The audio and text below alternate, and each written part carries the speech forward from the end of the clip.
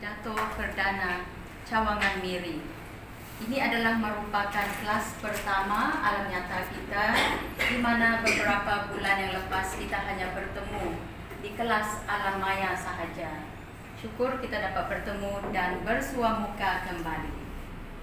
Bagi memulakan pertemuan kita pada malam ini, marilah kita bersama-sama membacakan ucapan mengikut format di dalam majlis penarapan sebenar.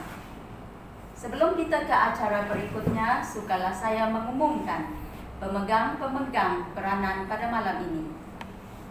Yang pertama, peranan jurulatih akan diambil oleh Puan Nurulisa. Beliau akan membimbing kita untuk aktiviti pada malam ini. Yang kedua, peranan penilai. Penilai akan dilantik dari kalangan hadirin sebelum mana-mana ahli memulakan ucapan. Tugasnya menilai kekuatan dan menambah baik kelemahan ucapan rakan-rakan ahli yang berucap. Ketiga, penjaga masa. Bertugas mengawal masa dan membunyikan loceng sesuai dengan tempoh masa berucap calon yang ditentukan. Tugas ini akan diberikan kepada siapa yang mau? Loceng. Lokarish? Okay. Loceng. Loceng. Kalian bagi menyampaikan penerangan berhubung perjalanan latihan penarapan pada malam ini dengan tepukan gemuruh kita mempersilakan jurulatih kita Puan Nurulisa. Dipersilakan. Tepukan gemuruh.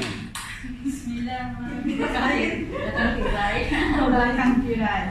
Okey, pada malam ini kita akan lebih fokus kepada seperti yang tertulis latihan ujian penarapan untuk tahap 1 dan tahap 2. Ini bermaksud pada malam ini saya akan bantu anda, bimbing anda untuk lebih memahami penggunaan kaedah tahap 1.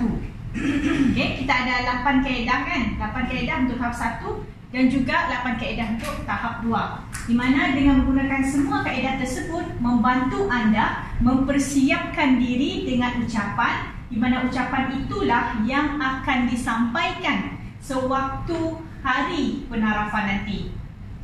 Dan seterusnya saya juga akan terangkan apakah perkara-perkara yang dinilai untuk sesi penarapan.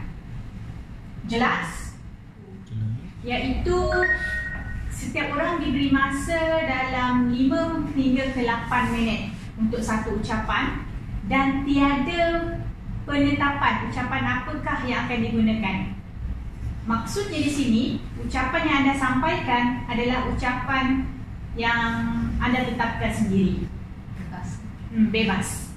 Begitu juga sama untuk tahap 2. Ucapannya juga bebas. Okay, namun perbezaan tahap 1 dan tahap 2 lebih kepada penggunaan kaedah. Dan bagi tahap 1, dalam 8 kaedah, sekurang-kurangnya menggunakan 6 daripada kaedah untuk lulus. Okay? Kalau kita rujuk buku ini, kita dah tahu dah apakah kaedah-kaedah tersebut, betul? Masih ingat lagi tak apa 8 kaedah tersebut? Lupa. Okey, kita buka buku. Di mana kita lihat tahap 1. Ingat, tahap 1 tujuannya ialah untuk kita mengatasi kelemahan kita dalam membuat pengucapan awam. Di mana ada 8 kaedah. Yang pertama, buang skrip. Contohnya, jika Puan Rubia dengan Puan Karen berada Karen tak ada. Caroline berada dekat depan memberi ucapan tanpa membawa skrip, 1 poin dah lepas. Faham? Yang kedua pula adalah gerak tangan. Maksudnya dengan berdiri, dengan ada gerak tangan. Bukan macam ni, tapi tangan mestilah berada di paras pinggang dan menghala ke atas. Okey? Dan dalam keadaan yang santai lah. Bukaan kaki mestilah separas dengan bahu. Boleh? Okey. Sekejap lagi kita akan cuba. Sebab hari ini memang fokus kita lebih kepada latihan. Udah takut. Jika ada gerakan tangan, maksudnya tak adalah macam ni. Tak adalah macam ni, maksudnya macam ni. Tuan-tuan dan puan-puan sekalian. Sentiasa ya Semestinya. Contoh macam Puan Caroline memasak. Macam kita memasak kan? Macam itulah kita punya gerakan. Kita boleh memasak kan dengan keadaan macam ni. Saya rasa tidak. Sekebiasaan kita kalau memasak tangan mesti macam ni. Satu sama ada kita pegang sini ataupun mesti macam ni. Tak pun macam ni. Kita tak ada macam ni. So kita gunakan kaedah semula jadi. Cara kita berdiri semula jadi. Okay? Dan jangan hasilkan tangan kita tak buat macam ni. Itu macam ni pun okey. Taklah semestinya macam ni. Macam ni. Serahkan dengan macam ni lah. Buka sedikit seolah-olah macam memegang jarum. Kamu macam memegang jarum. Model rapatkan juga tangannya. Kalau bergambar boleh kita macam ni. Seterusnya tahap ketiga berdiri teguh. So maksudnya kalau ada pergerakan tangan dilakukan, okey, dan maksudnya ada lepas poin keluar. Kalau berdiri teguh, untuk tahap 2 kita boleh bergerak. Untuk tahap 2 kita boleh bergerak, tapi bergerak dengan tujuan. Di mana ada tujuan-tujuan tertentu. Tapi tahap 1 tak payah bergerak, berdiri je. Hanya berdiri saja. Jika itu buat, lepas 3 tahap, 3 poin. Khususnya kuatkan suara. Lantunan suara biar didengari. Kalau itu lepas, insyaAllah sudah ada 4 poin, betul? Buang penongkat kata. Mungkin ada di kalangan kita masih lagi ada lemah dari segi penongkat kata. Bagaimana nak buang? Nanti saya akan kongsikan bagaimana perlahan demi perlahan anda boleh berlatih untuk membuang penongkat kata. Terusnya pandang hadirin. Jangan tengok ceiling, jangan tengok lantai, jangan tengok dinding.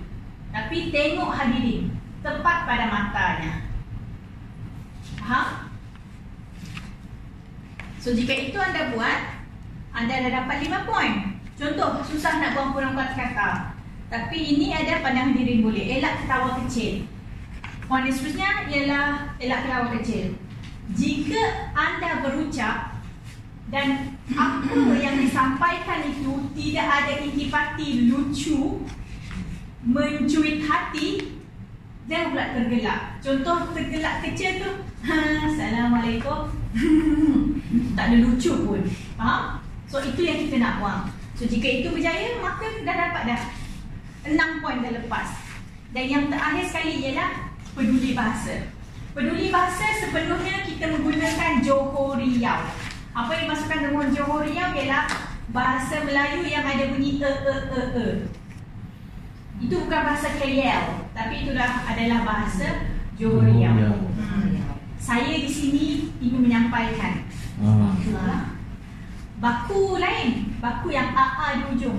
Tapi di sini kita gunakan Johor Riau. Okey? Dan kita mengelak untuk menggunakan bahasa Inggeris. Sebaiknya kita mengelak untuk menggunakan bahasa Inggeris. Itu adalah tahap 1. Tahap kedua, seperti yang pertama susun hujah. Yang dimasukkan ialah di mana kita tahu ada pembukaan, isi kandungan dan penutup. Sudah cukup. Dan kemudian yang kedua, tunjuk dengan tangan. Ini seperti contoh kita tunjuk dengan tangan besar, kecil, nombor. Betul yang kita belajar ya. Okey, kita tunjuk dengan tangan. Namun apa yang kita tunjuk dengan tangan mesti selari dengan ucapan yang kita nak sampaikan. Yang ketiga, bergerak dengan tujuan. Kita ada banyak tujuan yang membolehkan kita untuk bergerak. Antaranya pergi ke arah hadirin untuk bertanya soalan, ataupun bergerak untuk mendapatkan barang, bergerak mengikut poin-poin dalam ucapan. Dan banyak lagi. Kuat dan perlahan. Ini penggunaan tenaga apabila kita berucap. Ada masa lantunan suara kita tinggi dan ada masa lantunan suara kita rendah. Itu tertakluk kepada intonasi lah. Dia berkait rapat dengan intonasi. Khususnya laju dan lambat. Ada perkataan yang kita kena laju. Contoh perkataan yang perlukan penegasan, kita cakap dengan lambat. Anda semua kena perlahan-lahan dalam membuat keputusan. Contoh. So kita kena tahu apakah poin yang kita nak sampaikan. Perkataan tersebut boleh disampaikan dalam keadaan berucap dengan laju ataupun lambat. Kemudian mata ke mata, ini lebih kurang macam pandang hadirin. Cuma pandang hadirin ni kita tengok sepintas lalu begitu, tapi mata ke mata ni kita melihat hadirin demi hadirin. Dan seterusnya tunjuk dengan muka. Mimik muka. Yes, mimik muka. Yang paling terbaik untuk tunjuk dengan muka ialah apabila kita start masuk tu Assalamualaikum warahmatullahi wabarakatuh. Itu pun dah lepas. Dia menunjukkan keceriaan wajah, itu pun dah lepas. Tapi jangan pula kalau nak buat cerita seram buat muka macam tu, so tak kenal lah. Dan yang terakhir sekali, kembangkan kosakata, di mana kita menggunakan kosakata di dalam kita punya ucapan. Sebagai contoh, mungkin kita masukkan simpulan bahasa. Dan mungkin juga dan satu lagi ialah kita tidak, sebagai contoh perkataan bahasa Inggeris yang dimelayukan, kita kena tukar. Contoh apa? Energi. Kan dalam bahasa Melayu pun ada energi, tapi kita gunakan tenaga. Sophisticated. Canggih. So kita kena, itu yang dimasukkan dengan kembang kosakata. Jumlah. Di belakang ni banyak kan? Di belakang ni ada dalam buku. Ni. Di sini. Banyak. Dalam buku tu muka surat 64. Okey. So oleh itu sahaja secara ringkas untuk berkaitan dengan penarafan. Maka kita akan teruskan dengan sesi latihan kita, di mana yang paling penting sekali ialah sesi latihan. So, saya yakin semua kita dah biasa dah dengan kaedah-kaedah tu. Cuma kita nak memahirkan diri dengan kaedah tersebut, itu yang paling utama. Dan yang kedua pula ialah dengan membuat latihan di sini, rakan-rakan kita yang lain sama-sama kita, sesama kita, untuk mengenal pasti apakah perkara yang boleh diperbaiki. Untuk tahap 1, cakap sahaja apa-apa, asalkan dalam tempoh 5 minit ke 8 minit. 5 minit, contoh kalau bel pertama dah bunyi 5 minit kan, rasa macam tak nak cakap lagi, tak apalah, dah lepas, tak kisah. Tapi kalau tahap 2, dia kena ada pembuka, isi dan penutup. Kalau bel dah berbunyi tapi isi tak masuk lagi, cepat-cepat masuk. Kalau 2 kali dah bunyi 7 minit, maksudnya bersedia untuk penutup, walaupun isi rasanya tak lengkap. Okay? Dia tak macam tahap 1, dah bel ni macam tak nak cakap lagi, boleh berhenti, tak apa. Tapi tahap 2 dia kena lengkap. Dia ada pembuka, intipati dan juga penutup. Okay? Yang tahap 1 tadi tu yang bel pertama tu 5 minit 5 minit, bel pertama 5 minit, habis 8. habis 8. 5, 7, 8. 5, 7, 8. So apa sahaja ucapan selepas 8 minit tidak akan dikira. Baiklah. Oleh itu kita akan terus mulakan dengan sesi latihan dengan tajuk masing-masing, dan kita akan membantu untuk membuat penilaian antara satu sama lain. Boleh? Saya nak kongsi sikit lah. Okey, silakan. Daripada dah lama tak cakap ni, ambil mood sikit. Assalamualaikum, salam sejahtera, selamat malam. Maklumlah badan PKP. Besar kan? Maafkan saya. Macam 9 bulan kan? Okey, satu tips yang saya suka apabila belajar semasa kita buat kelas trainer itu mengenai pandang hadirin. Ramai antara kita, kita dah mula nak bercakap dalam jumhuriah. Ramai antara kita yang terasa malu apabila nak melihat wajah orang lain ketika kita berucap, betul tak? Walhal perkara itu adalah yang sangat penting untuk kita buat apabila kita berucap, kerana ia akan menyentuh antara yang berucap dengan yang mendengar. Dia seperti satu talian. Jadi penting. Jadi satu tips yang kita belajar daripada Tuan Rudi. Terima kasih Tuan Rudi. Okey. Okey, satu yang kita belajar adalah kalau dalam tahap 1, kalau anda nak dia banyak cara. Actually, dia banyak cara. Ada yang lihat dalam bentuk V. Sorry, bentuk ialah V ya. Mana ada bahasa lain untuk V? Aku ter-English. Ter-English. Maksudnya tadi bila you pandang dalam bentuk V. Di jalan macam tu. Okey? Balik lagi, V terbalik. Ada pula yang melihat pada satu-satu kawasan. Contohnya dia tengok kat belakang. Dia tengok kat belakang kan, dia tengok kat depan. Dia cuba mengelak melihat mata ke mata. Okey? Okey, jadi saya nak terangkan mengenai tips yang kita belajar. Anda ambil pen, pegang pen anda tenung pen itu. Okey, apa yang anda lihat? Nampak pen? Nampak pen kan? Sekarang saya nak anda lihat di belakang pen itu. Apa yang anda lihat? Perut. Tapi pen anda kabur. Nampak tak?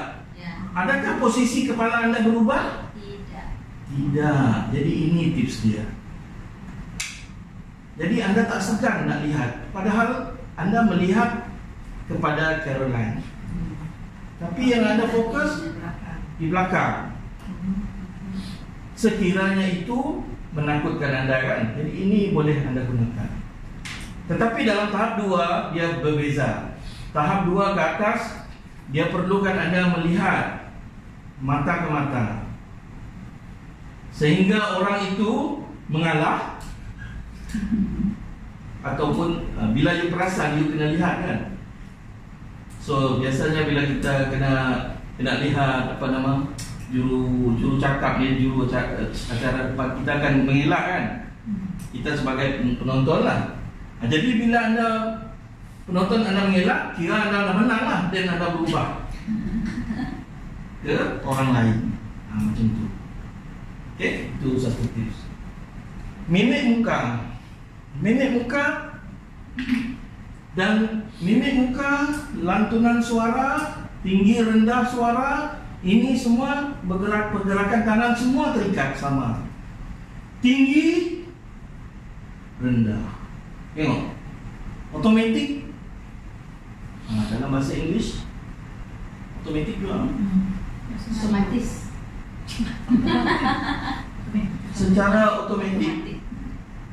Suara saya apabila saya cakap tinggi, rendah,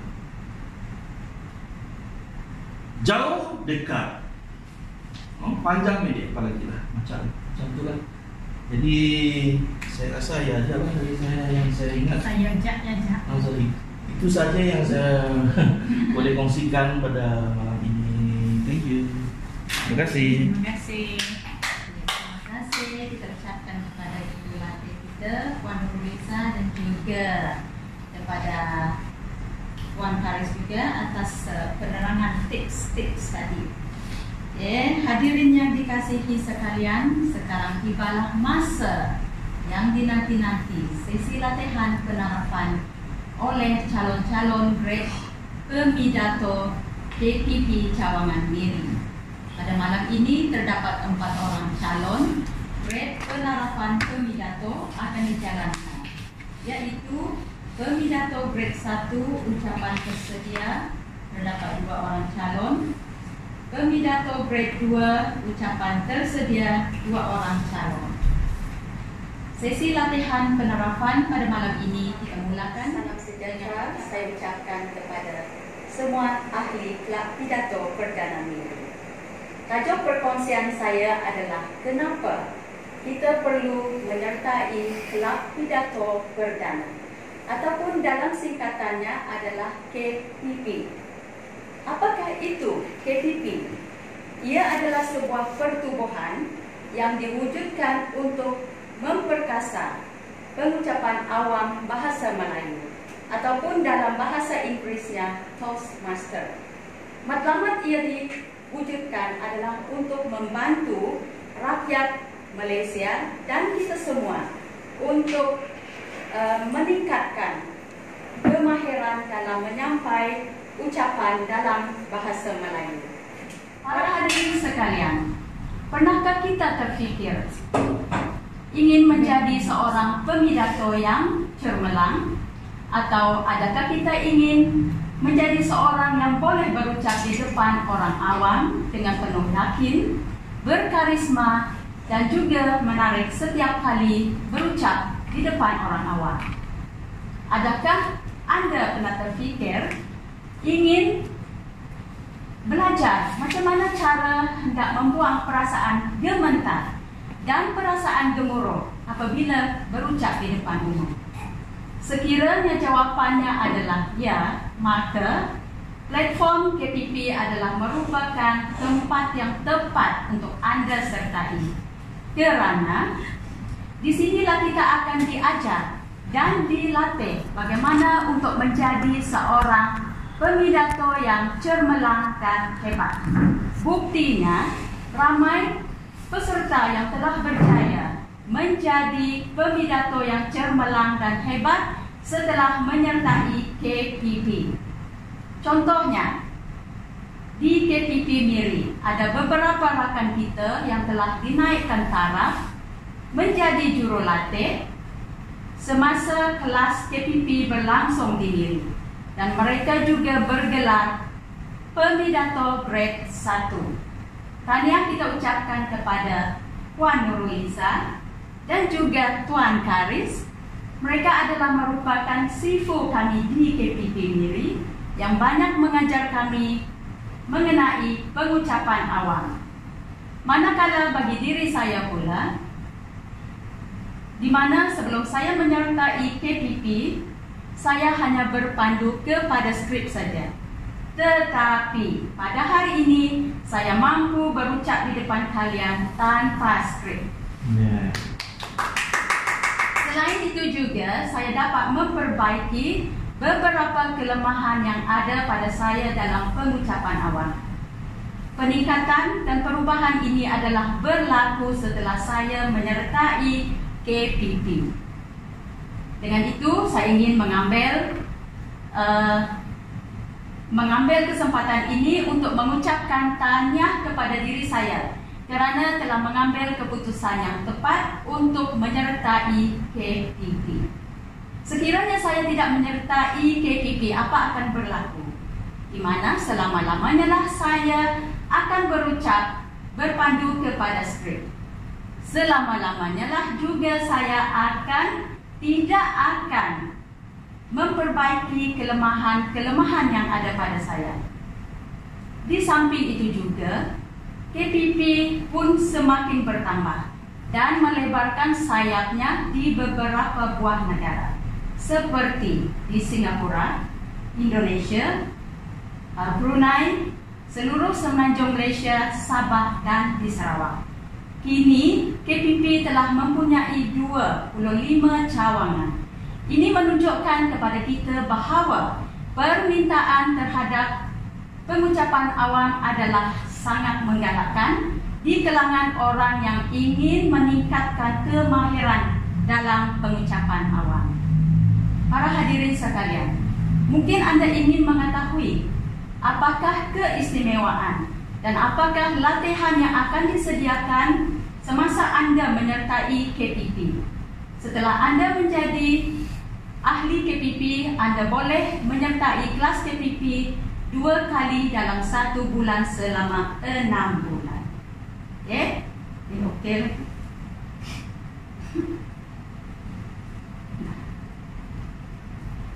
Apa ada? Ada masa. Okey, dan belum hampir. Di samping itu juga Anda akan diberi 2 buah buku panduan pengucapan awam. Di mana buku yang pertama adalah Anda Bisa Berbicara. Di mana di dalam buku ini terdapat formula rumus 8x3 yang akan membimbing dan mengajar Anda bagaimana pengucapan awam. Manakala buku yang kedua pula adalah Pemidato Versatile, di mana terdapat 28 siri ucapan yang terdapat di dalam buku ini. Sekiranya Anda dapat menguasai pelbagai ucapan yang terdapat di dalam buku ini, maka Anda boleh bergelar pemidato yang versatile ataupun yang serba boleh. Para hadirin sekalian, kepada Anda yang ingin mengubah diri daripada seorang yang kurang yakin dan daripada seorang yang kurang mahir dalam berucap, saya sarankan kepada Anda untuk sertailah kami di KPP agar ianya dapat membantu Anda mengasah bakat dan juga dapat menzahirkan impian Anda dalam pengucapan awam. Setakat ini sajalah perkongsian saya mengenai kenapa kita perlu menyertai Kelab Pidato Perdana. Sekian, terima kasih. 45. Kekurangan? Bagus ya. Asalkan dia lebih daripada 5 minit dan kurang daripada 8 minit. Kita nak teruskan kepada penilaian teruskan? Okey. Baru tahu kan? Silakan. Okey, dari pandangan saya, Puan Caroline telah banyak menguasai kaedah-kaedah ini.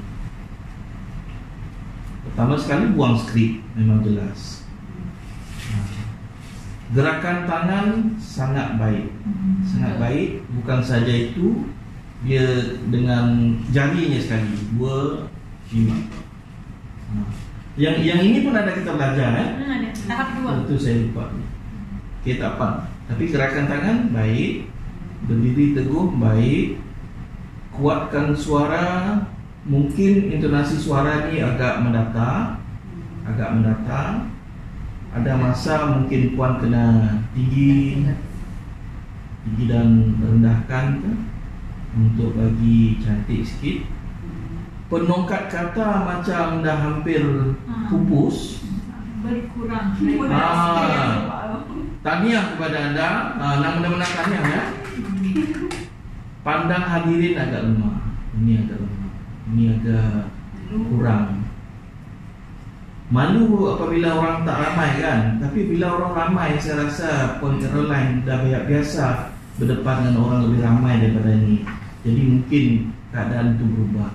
Tapi cuba bayangkan bahawa kita berada di kawasan atau di tempat yang ramai orang setiap kali kita berucap. InsyaAllah.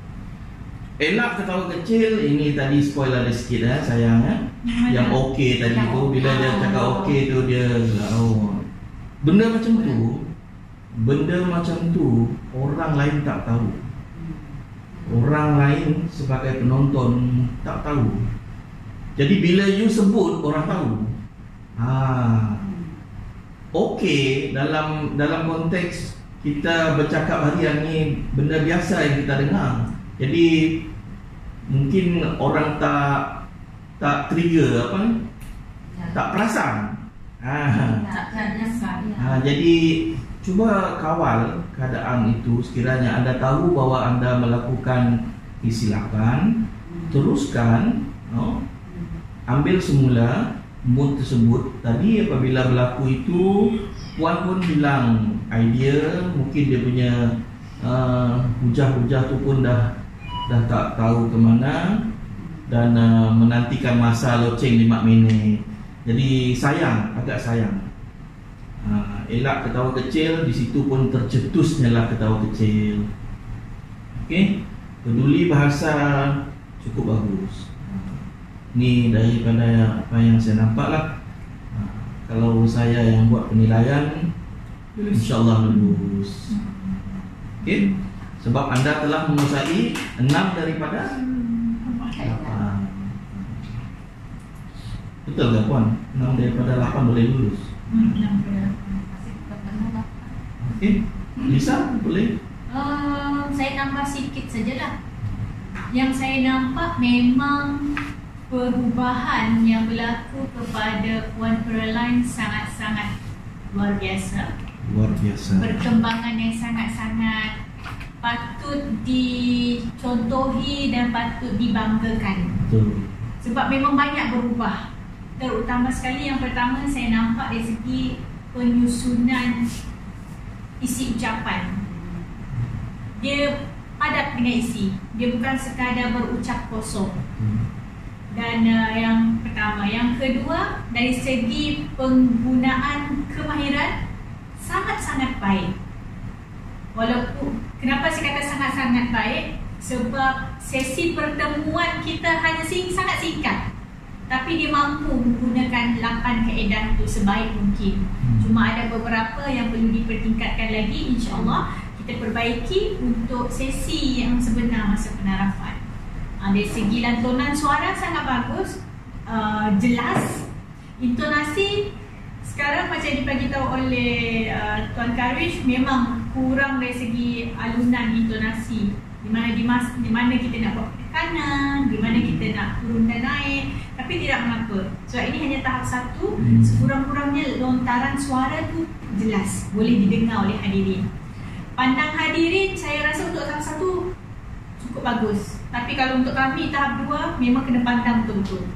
Kalau tahap 1 just tengok sekeliling macam tu, okey.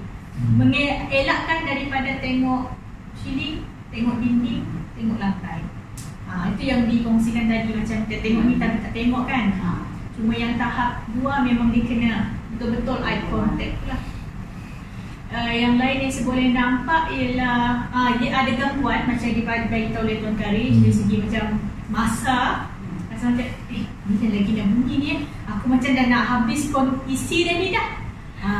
So bila ia berlaku sewaktu masa latihan ni, so dia dah okey lah. Bila dah sedar, okey, maksudnya kena tambah lagi untuk masa yang akan datang, insyaAllah.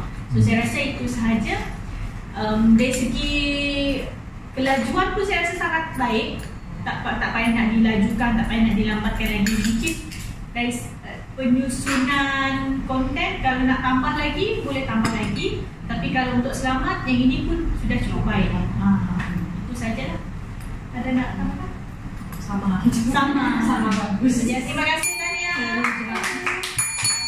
Beserta pemidato yang kedua Puan Rubiah dengan tajuknya Tips Ceria Sepanjang Hari. Terima kasih Puan Pengerusi Majlis. Sebab dapat turun. Coba Ustaz. Aku senang tak tahu. Sengsara. Apa ya? Kalau nervous dalam konteks kita senang, tanggal Lisa. Lisa ambil. Lisa orang kuatkan. Betul. Ambil orang. Wajah. Wajah kita aja. Ulang. Okey. Puan, kita mempersilakan Puan Rubiah dengan tajuknya Tips Ceria Sepanjang Hari. Terima kasih Puan Pengerusi Majlis. Ada utara sudah dapat.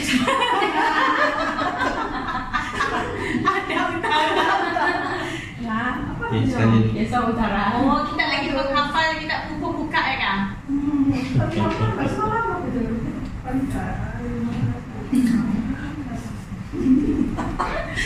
Tuh, masa penerapan sudah dapat dah. Ya. Sebabnya Teruskan. kamu ulang lagi.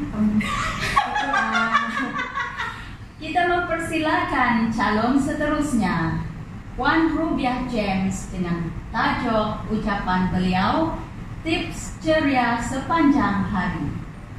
Terima kasih Puan Pengerusi Majlis. Assalamualaikum, selamat malam kepada teman-teman yang hadir pada malam ini. Kita yang berada di sini malam ini tentunya rasa bersyukur karena kita adalah dalam kategori orang-orang yang telah melepasi perintah kawalan pergerakan yang telah diadakan di negara kita selama ini, bukan sahaja di negara kita Malaysia tapi di seluruh dunia. Dengan hadirnya kita semua di malam ini, kita harusnya bersyukur karena kita telah tidak lagi diganggu oleh COVID-19, walaupun COVID-19 tidak benar-benar terhapus di muka bumi ini. Jadi selepas ini kita sama-sama mengharungi kehidupan ini dengan penuh keceriaan dan kegembiraan. Sama-sama kita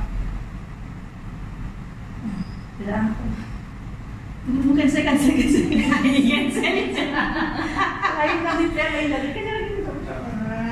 kita menghafal kah? Kita ada apa? Kita menghafal lah. Kita mencari. Bawa lah kertas kita. Bawa aja sih ya. Tak risaukan kan? Yang pemakan ni. Ada juga belum makan. Angkat dulu ya. Makan dulu. Mari kita mempersilakan calon pemidato break 2 Puan Karis Fadilah dengan tajuk ucapan beliau putus asa. Putus asa. Gua kata orang, aku penerus. Sama aja sih nervous. Oh belum ada ke depan ni sejak Kan gobel. Assalamualaikum warahmatullahi taala wabarakatuh. Salam sejahtera, selamat datang ke kelab pidato perdana pada malam ini. Alhamdulillah, bersua lagi kita pada kelas malam kelab pidato perdana. Setelah sudah lama kita diperapkan di rumah, maka hari ini kita bersua di dalam kelas yang sebenar. Tuan-tuan dan puan-puan, saya pada malam ini hendak menyampaikan satu topik yang sangat-sangat berat. Topik yang saya ingin perkatakan adalah mengenai perasaan. Mengenai apa yang kita selalu rasa apabila kita tak dapat sesuatu yang kita hendakkan. Konteks yang saya ingin bercakap ini adalah mengenai perasaan yang amat kuat. Perasaan yang sangat-sangat tak dapat ditahan apabila kita merasakan putus asa. Putus asa seolah-olah Anda tak mau langsung nak buat perkara itu lagi. Kalau Anda dipecat, kalau Anda dipaksa untuk melakukan ianya juga Anda tak nak. Putus segala-galanya. Ini yang kita rasa apabila kita berputus asa. Kenapa kita putus asa? Adakah ia kerana kita tak mencuba? Adakah kerana kita seorang yang malas? Adakah kerana kita tidak mahu buat seperti mana orang lain? Saya sentiasa berfikiran bahawa apabila seseorang itu berputus asa, maka sangat-sangat sukar untuk dia berpegang dalam hidupnya. Inilah kerana salah satu sebab mengapa kita nampak ramai antara orang-orang di luar sana yang dulunya kita kenal, dulunya kita pernah lihat dia ni. Kalau tak silap, dia ni dulu berbaju, kemeja, kemas, cantik, bertali leher pula. Tapi kini kita nampak dia sorong troli yang usang, yang sudah lama, ke sana ke sini, mengutip sampah, mengutip tin. Kadang-kadang kita nampak dia bercakap sendiri.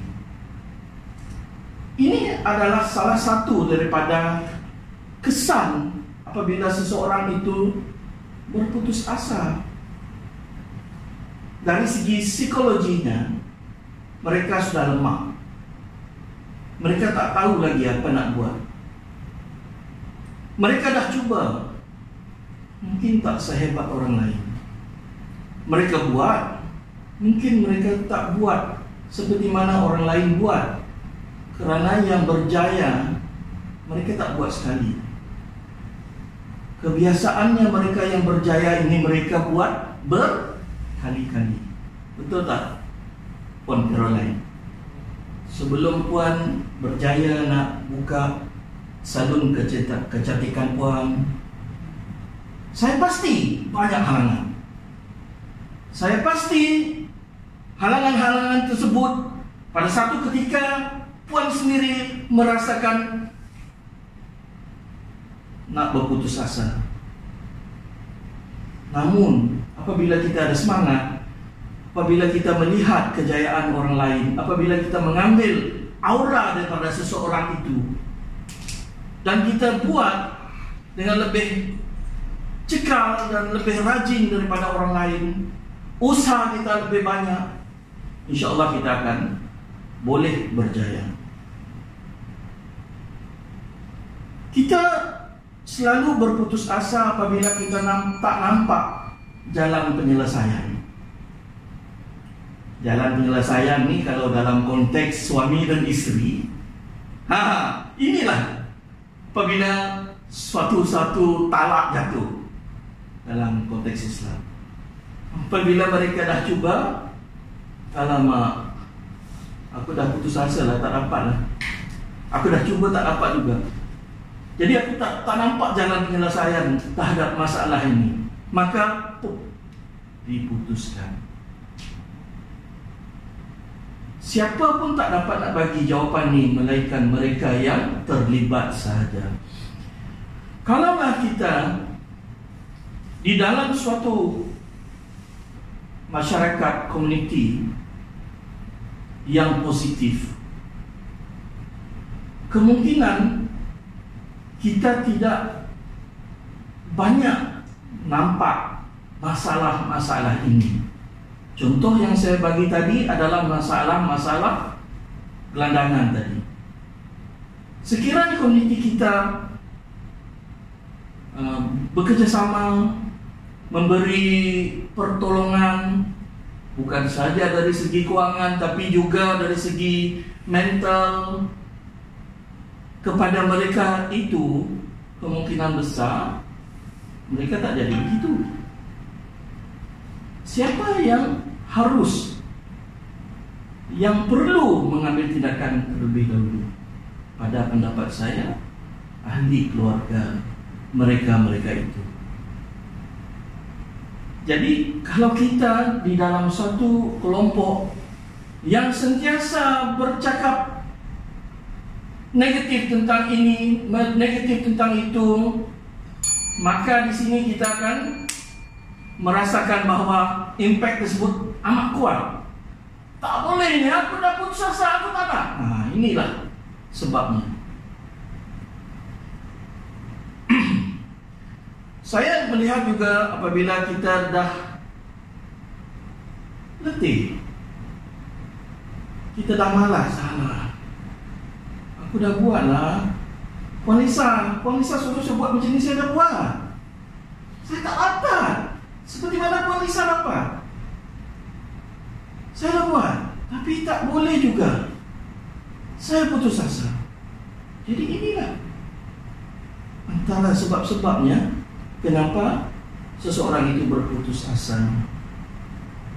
Sebaliknya, kalau saya nak rumuskan apa yang perlu kita lakukan dan apa sebenarnya yang komuniti kita perlu bantu, adalah kita jangan fikir bahawa kita sahaja yang kesempitan, kesusahan pada masa itu. Pada masa yang sama ada orang lain juga yang merasakan kesukaran, kesusahan tersebut. Jadi saya rumuskan bahawa janganlah berputus asa. Cuba dan cuba lagi. Wabillahi taufiq wal hidayah. Wassalamualaikum warahmatullahi taala wabarakatuh. Terima kasih. Ya tahu tu boleh. Sudah. Oh, boleh. 8 minit 36. Wih, lama. Apa yang saya lihat Tuan Karish dari segi kemahiran tu memang sudah ada. Maksudnya kalau kita lihat di sini, ambil buku. Tunjuk dengan tangan, ya. Cuma mungkin kena perbagaikan lagi. Sebab banyak pergerakan yang Singkat. macam ini sahaja. Bagaimana nak kepelbagaikan gerakan tangan ialah berbalik dengan susunan hujah. Lepas ni saya akan sentuh. Bergerak dengan tujuan tidak terlalu jelas. Kenapa pergerakan itu dibuat? Okey? Belum ada tujuan yang kuat. Tujuan yang belum kuat. Dia hanya bergerak tu memang ada, tapi tujuan yang mengukuhkan untuk bergerak tu tidak ada. Mungkin tadi masa tanya Puan Caroline, Jauh sikit lah. Biar nampak. Jauh lagi. Dekat lagi. Puan dekat. Caroline, biar nampak. Rapat lagi. Bukan bila bergerak, bukan seperti Puan Caroline, macam teragak-agak. Barulah tujuan yang nampak. Kuat dan perlahan itu sudah cukup. Laju dan lambat, Memang lambat. Tapi okey. Dia punya kelajuan tu, bercakap tu okey. Mata ke mata ada, tunjuk dengan muka kurang sebab tunjuk dengan muka ini pun berbalik. Ada. Oh, tipu saya, memang ada. Bila tunjuk tentang putus asa. Okey. Kembangkan kosakata. Yang ini ada beberapa perkataan yang mereka. Tak ada wujud perkataan mereka. Mereka sudah cukup sekali. Bagaimana nak menambah baik ialah bermula dengan susun hujah. Di sini memang nampak kelemahan yang dapat diperbaiki oleh Tuan Karish ialah susunan hujah. Jika nampak pembukaan tidak begitu jelas. Kemudian isi macam banyak bersepah sebab dia memang menggoreng. Saya tahu. Jadi rumusannya udah lepas 8 minit kan. Masuk. Sedap rumusan, sepatutnya yang dibuat rumusan itu adalah isi. Yang dimasuk yang di depan tu daripada 5 minit ke 7 minit semuanya bukan 5. Untuk orang faham. So yang saya boleh bantu ialah Tuan Karish mulakan yang pertama, buat persoalan. Untuk pengenalan, buat persoalan. Contohnya persoalan. Pernahkah anda mengalami satu situasi anda tidak puas melakukan sesuatu tetapi hasil yang didapat tidak seperti yang dinak? Anda cuba lagi tapi sampai ke satu tahap anda langsung tidak mahu mencuba lagi. Adakah itu putus asa yang pernah anda hadapi? Pembukanya. So kita nak, tujuan pembuka ialah kita nak wujudkan minat orang apa yang kita nak ceritakan. So itu adalah pembuka. Dan cara paling mudah kita guna persoalan. Ataupun sama ada persoalan ataupun Tuan Karish sendiri menggunakan pembuka itu kaitkan dengan situasi yang pernah dihadapi. Cerita. Tapi tak boleh panjang. Mungkin dalam 1 minit, 2 minit sudah cukup. Dan seterusnya isi. Isi lebih kepada macam contoh yang ini, putus asa. Apa yang bagi tahu putus asa? Menghadapi putus asa, jangan putus asa, menerima putus asa, elakkan putus asa. Benda tu jelas. Sebab dia terlalu general. Umum. Sangat besar. Jadi bila dah khusus topik, contohlah macam kalau berdasarkan cerita yang dikongsikan oleh Tuan Karish, lebih kepada menerima diri dan mengakui bahawa anda bukan keseorangan. Ada orang lain juga yang dulu mengalami rasa yang sama. Tapi putus asa bukan pilihannya yang terbaik. So maksudnya dengan praktis yang punah. Johor yang lalu. Maksudnya, so ialah gunanya live sentiasa berlatih. So maksudnya Masa intibati kandungan, mungkin masukkan 3 tips yang boleh di-share. Bagaimana? Boleh kembangkan kat situ. So bila dah 2 kali dah bunyi 7 minit, rumuskan. Oleh itu, pada malam ini, untuk hari ini, Macam laju je minit tadi Puan, tak cukup masa untuk saya bercakap. Aku tertunggu-tunggu kau mengisi ya. sama. Dia masih meleret. Yes. Lepas aku nunggu 5 minit dari lagi rumusan. Bila Dia rumusannya, boleh tekan. rumusannya ya. So ya, yang itu yang boleh membantu lah. Buka, isi dalam tu dalam 3 pun dah cukup, 2 pun sudah okey. 3 very nice lah. And then penutup kita kaitkan. Oleh itu, jika anda pernah mengalami putus asa, ini peluang anda untuk bangkit kembali. Gunakan yang saya katakan 3 tadi. Barunya nampak ada Sama-sama lah kita bangkit daripada putus asa. Assalamualaikum. Okay? Okay. Nampak jelas tak? So, sebab kelemahan Tuan Karis memang dari grade 1 lagi, dia suka goreng.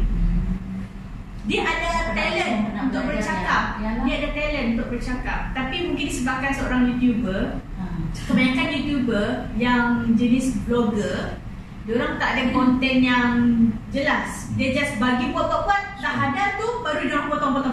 Nak konten sah. Tapi yang ini memang kena belajar kontennya. Tak bersedia. Abang bersih bola macam Tok Syed lah.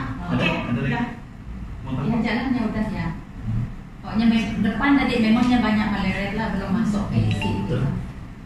Okey? Okey. Masuk kita dalam definisi kan. Definisi boleh lah. Definisi dan cerita pun boleh. Sebab tajuknya terlalu General.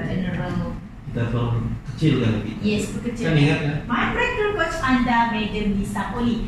Pada malam ini, ini rakan saya.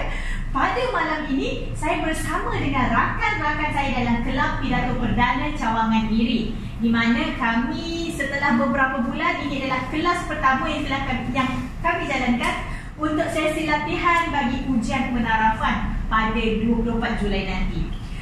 Dan sekarang adalah giliran saya untuk membuat sesi latihan ucapan saya. Maka anda saksikanlah bagaimana saya membuat sesi ucapan, di mana sesi ucapan ini dia berlangsung, dia mengambil masa dalam 5 minit paling minimum dan 8 minit paling maksimum. Okey, itu saja. Maka kita teruskan. Silakan calon pemidato grade 2 yaitu Puan Nurul Lisa dengan tajuknya tingkatkan motivasi dan keyakinan diri. Terima kasih diucapkan kepada pengurusi majlis iaitu Puan Caroline di atas aluan-aluan tersebut. Assalamualaikum warahmatullahi wabarakatuh dan selamat malam. Malam ini kita berjumpa lagi, kerinduan terubat di hati. Alhamdulillah, di mana hari ini saya akan berkongsi bagaimana nak tingkatkan motivasi dan keyakinan diri.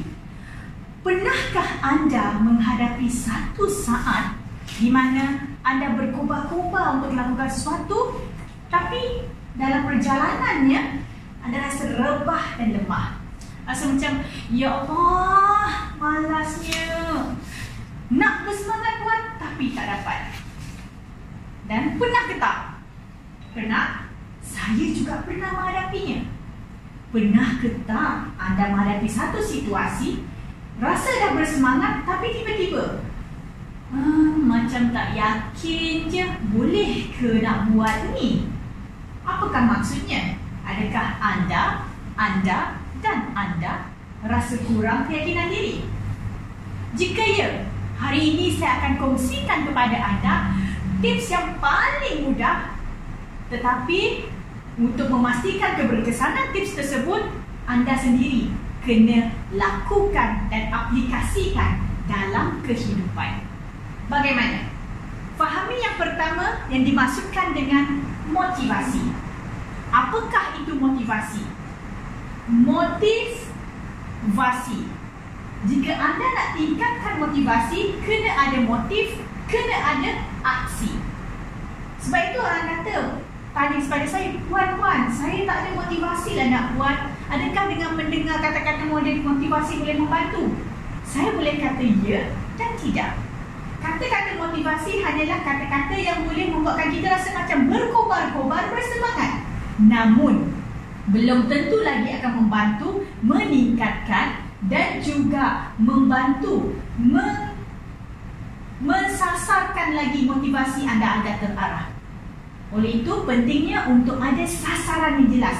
Apa yang anda nak dalam kehidupan ini? Apa yang anda nak dalam kerjaya anda? Apa yang anda nak capai? Itu kena jelas.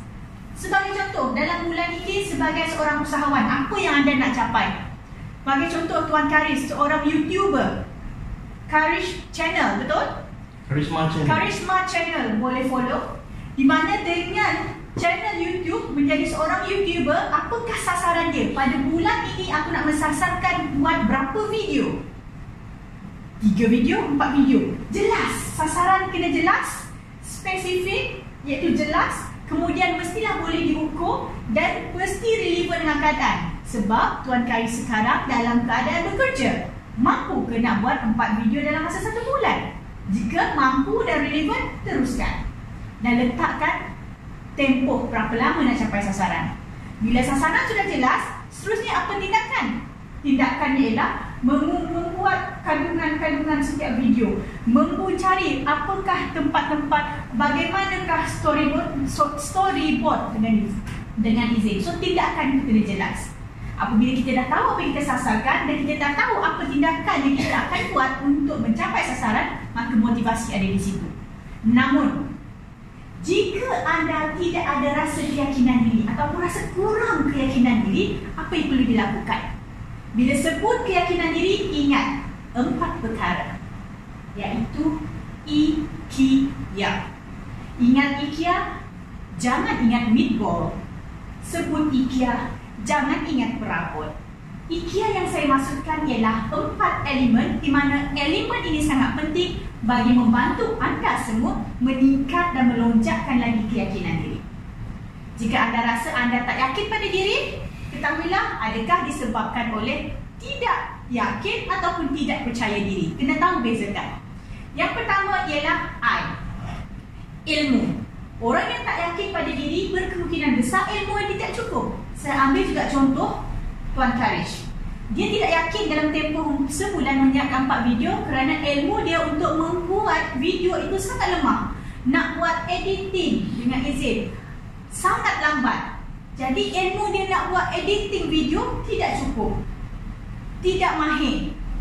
Dan masuk elemen yang kedua, iaitu kemahiran.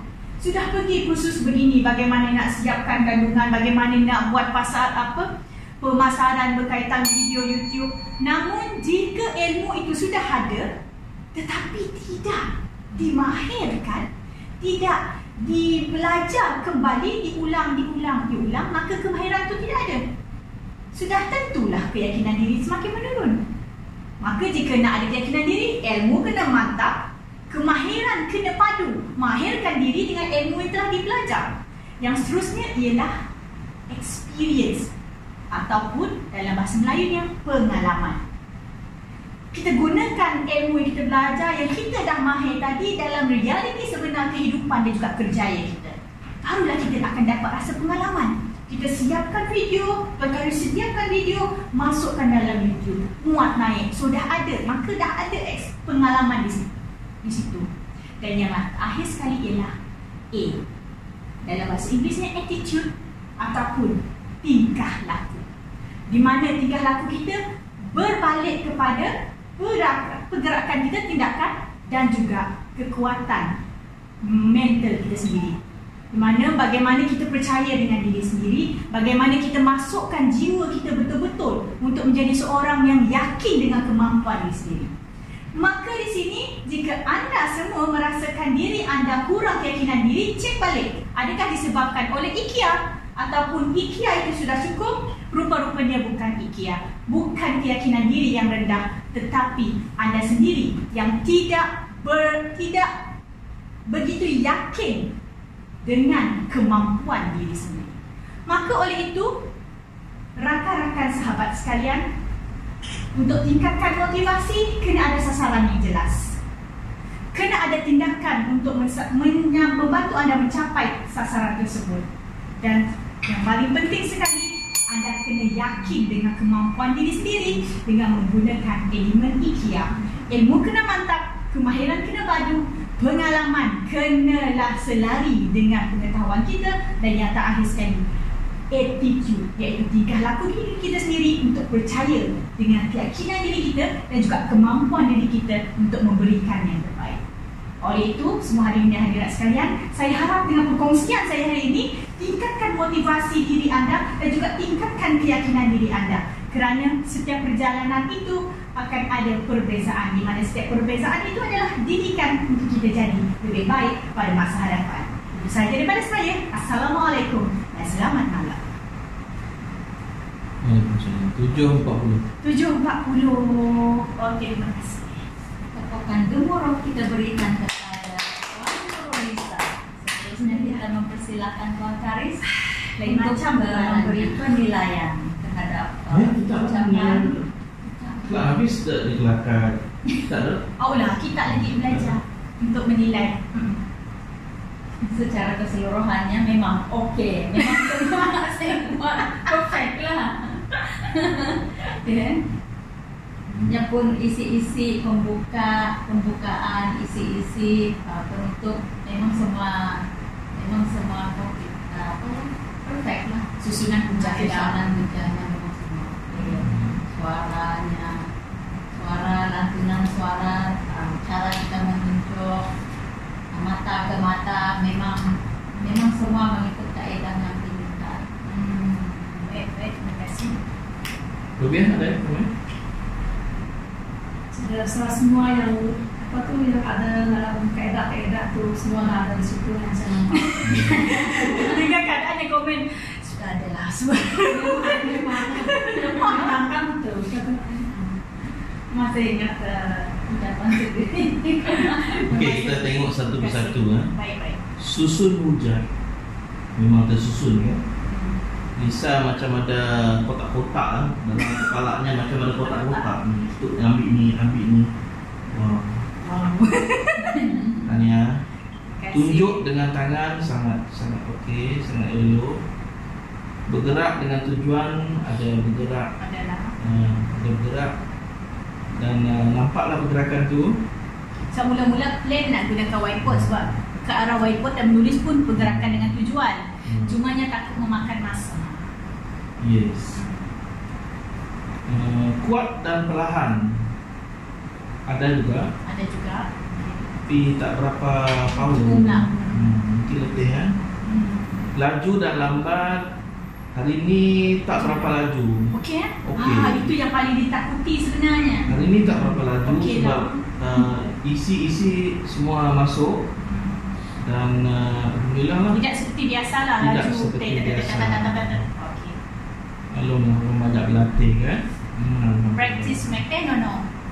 Mata ke mata memang bagus. Tunjuk dengan muka. Ada tak? Murah. Tak ada yang digunakan lah.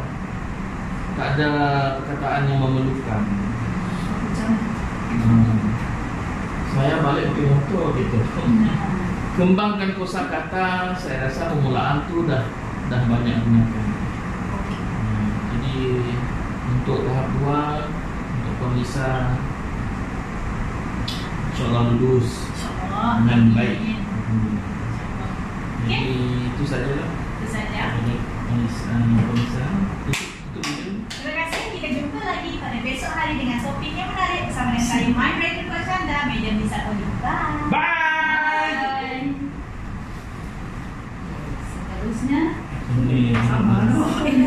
Seterusnya calon yang terakhir. Confirm balik sepeda basah. Cari apa plastik. Ya, silap biker selalu mengatakan geng sepeda basah. Kamu Rubiah, you can do it. Macam biasa je. Macam sebelum PKP awak sapu. Yakin. Awak sapu macam apa je. Kau hebat. Baru sebentar saja kita dengan motivasi kan. Yakin macam. Peserta seterusnya dari Pemidaso Grade 1 Puan Rubiah James dengan tajuknya Tips Ceria Sepanjang Hari. ada timur dan selatan, ada barat dan juga utara. Selamat malam saya ucapkan kepada teman-teman hadirin semua. Terima kasih Tuan Pengurusi Majlis Puan Caroline. Syukur Alhamdulillah karena malam ini kita bertemu lagi setelah sekian lama kita disekat kebebasan kita daripada bertemu dan berjalan bergerak ke sana kemari. Dan selepas tamatnya penularan COVID-19, walaupun 100% tidak tamat, tidak pupus di muka bumi ini, tetapi kita masih lagi ada peluang untuk terus menjalani hidup ini dengan lebih gembira di tahap-tahap seterusnya. Jadi sama-samalah kita berkongsi bagaimana untuk mendapat keceriaan dan kegembiraan di dalam kehidupan kita selanjutnya. Semua kita di sini ada cara untuk mendapat keceriaan, tetapi di sini ingin saya kongsikan 7 tips di dalam mendapat keceriaan di sepanjang hari. Tips yang pertama, jangan lupa ketawa. Seperti yang pernah kita dengar pepatah Inggris mengatakan, laughter is the best medicine.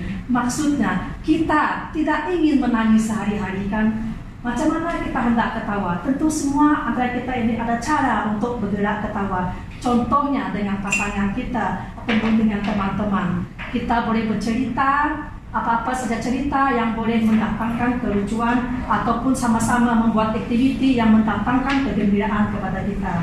Ketawa bukannya susah ya, kalaupun kita sedih, kita cari jalan ataupun cari cara macam mana untuk kita mencapai keceriaan dengan berusaha mencari kegembiraan. Tips yang kedua,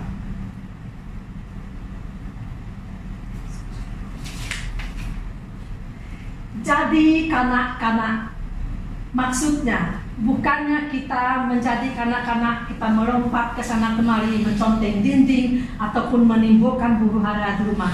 Tapi kita ingat kembali di masa kita zaman kanak-kanak, apa yang membuatkan kita ceria, apa yang membuatkan kita gembira.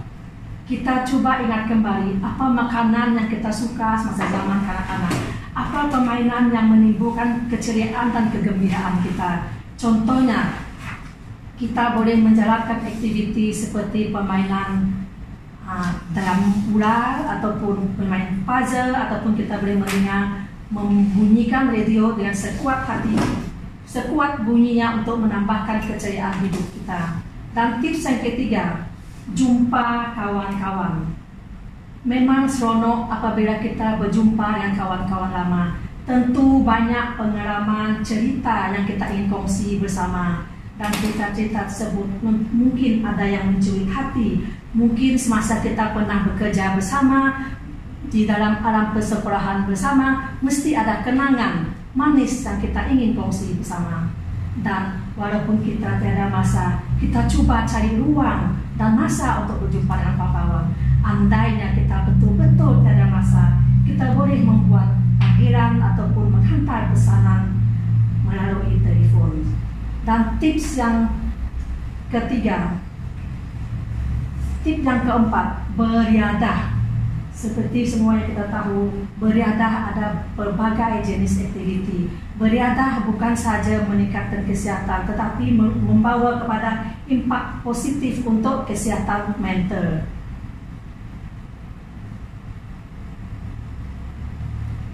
Tips yang keempat adalah manjakan diri.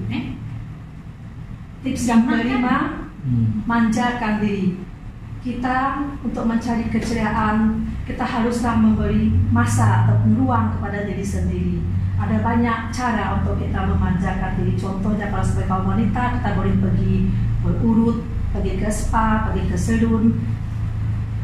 Dan kita boleh merancang percutian sama ada di luar negeri ataupun di tempat-tempat yang berdekatan. Tidak semestinya kita memerlukan perbelanjaan yang banyak, ataupun cuma pergi menyusuri pantai yang berdekatan dengan kita.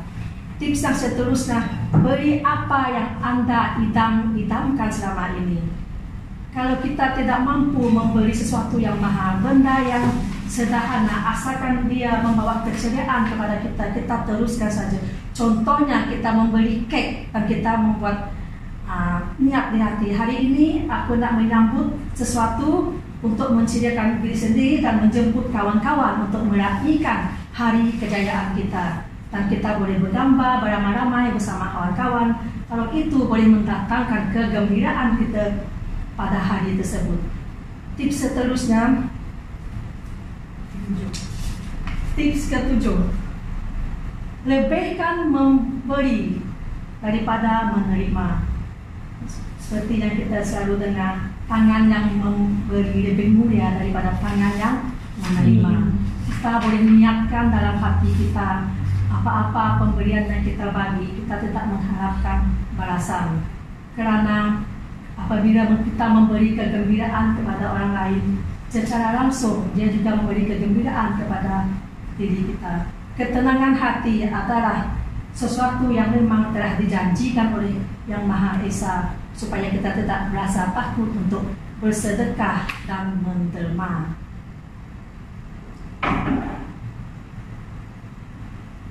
Bisa lah.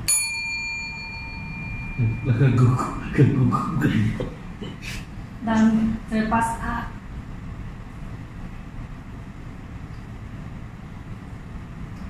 Jadi apa ini? Oh, tutup je lah.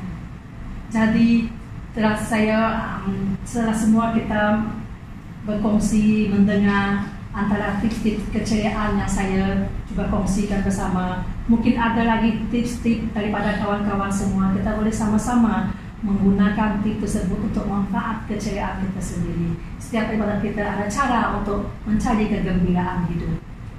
Sebab apabila kita ceria, hidup kita akan bahagia. Apabila kita bahagia, keluarga kita juga akan turut bahagia. Sekian, terima kasih.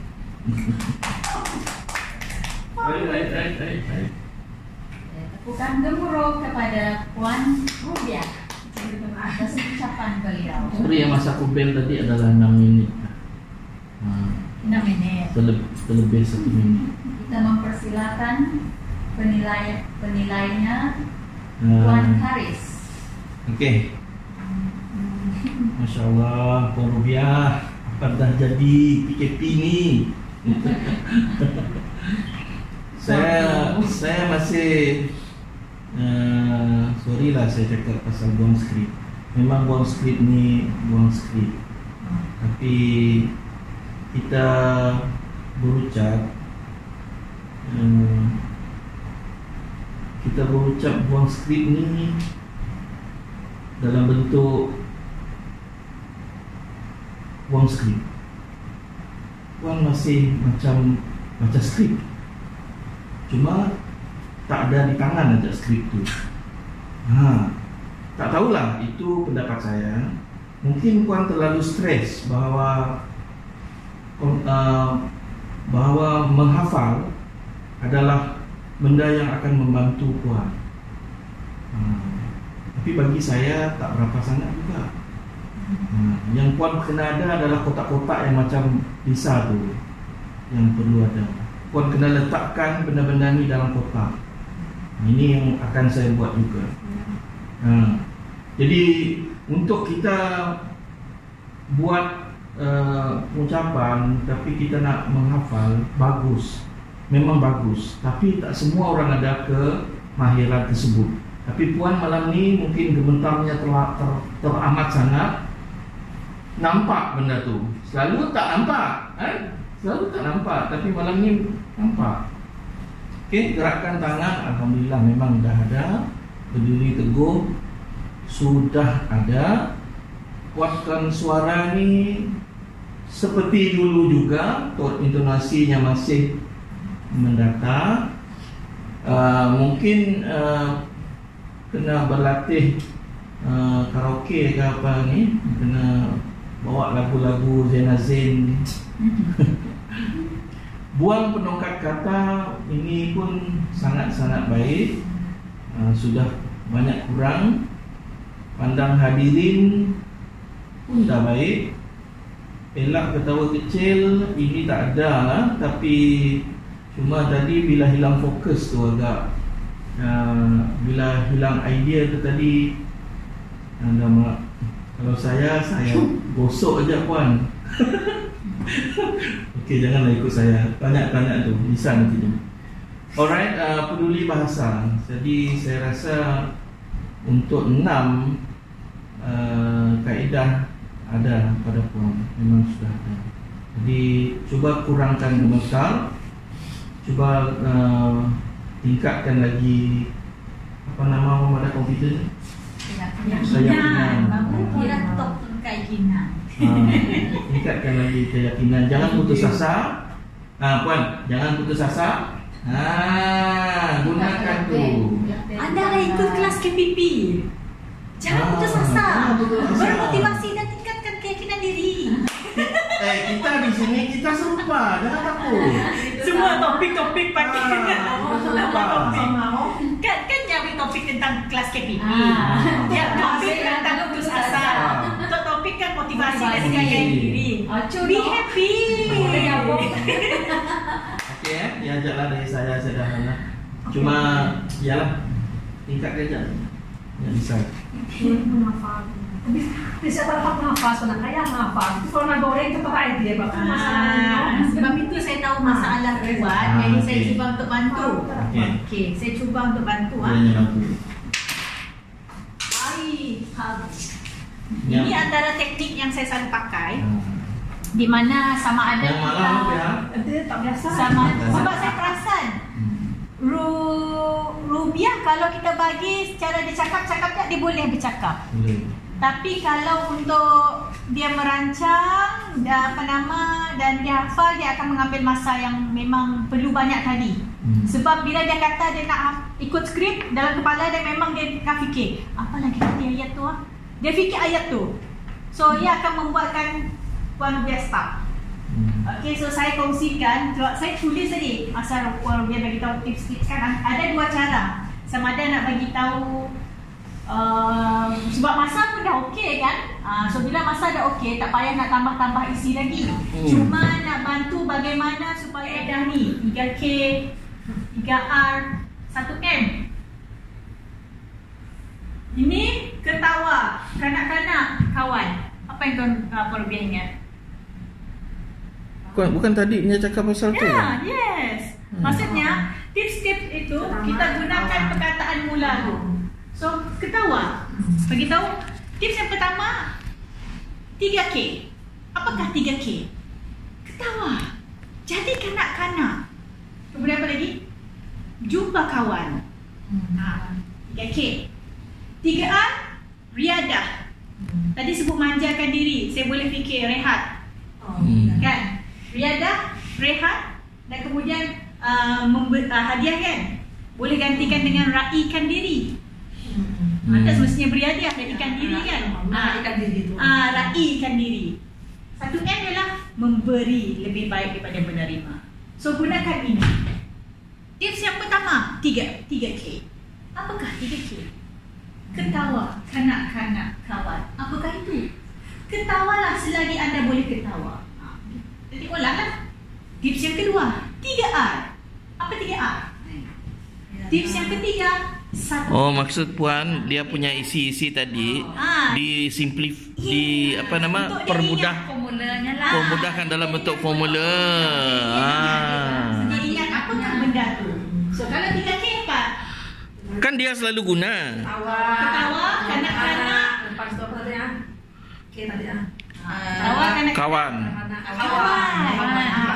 3R apa? Macam beriadah, macam hadiah diri, Rehat diri, Rehat. dan raikan diri. Maksudnya 3R tu lebih kepada diri pun. Senang ingat. 3K lebih kepada macam ni kita dengan orang lain. 3K ketawa. Kita sekarang ketawa seorang-seorang dalam bilik. Melainkan kita tengok movie lah. Kan? Tapi lebih bagusnya kita ketawa. So kita boleh padah tu bersama dengan orang. Tu sama dengan diri-diri. Riadah untuk diri sendiri. Rehat untuk diri sendiri. Raikan diri memang untuk diri sendiri. Kan? 1M. Apa? Bersama. Di mana memang kita memberi lebih baik. Sebab kita memberinya, sebab kita akan dapat pahala balik. Tapi at the same time dia pun dapat. So bersama. So mungkin boleh gunakan kategori tu lah. Ya, teknik pertama. Teknik yang kedua, menggunakan akronim. Di mana kami jumpa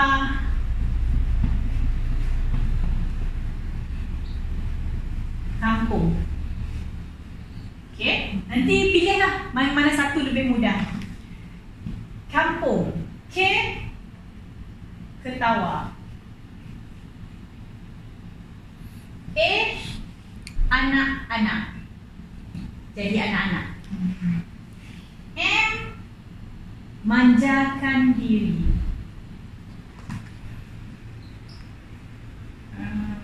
P. Pertemuan. So maksudnya pertemuan ini tak semestinya dengan kawan-kawan, dengan keluarga, dengan adik-beradik. Boleh jelaskan lagi tak? Yang ini saya belum jumpa. G inilah gembira diri. So O dengan G yang belum ada ialah manjakan diri sudah. Raikan diri dengan memberi. Riadah nilai. Okey. Nilai. Maksudnya kita berkongsi dengan memberi nilai. Tak semestinya kita memberi dari segi wang ringgit. Kita memberi pertolongan, kita memberi itu nilai. Dan O tadi bagi kita riadah nak. Riadah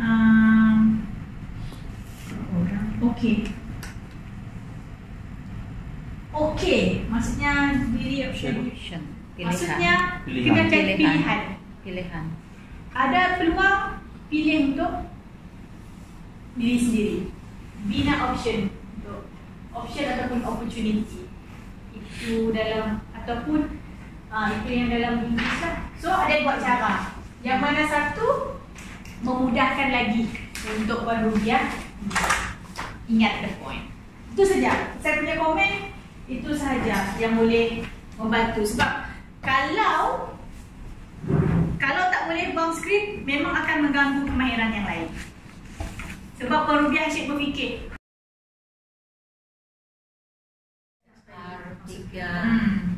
3K lagi. Senang lah. Senang kita fahamkan. Dapat latihan penerapan kita pada malam ini. Tahniah diucapkan kepada semua yang telah mengambil bahagian sebentar tadi. Tepukan gemuruh untuk kita semua. Tepukan.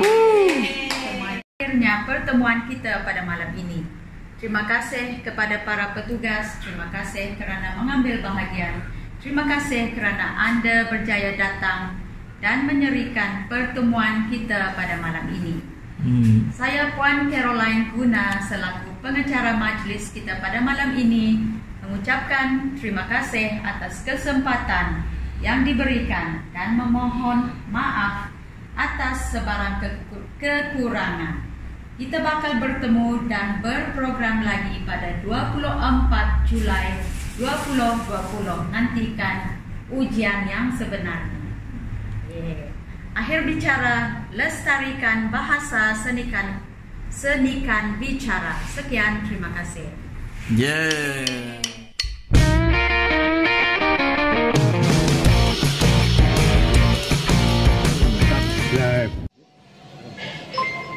Subscribe.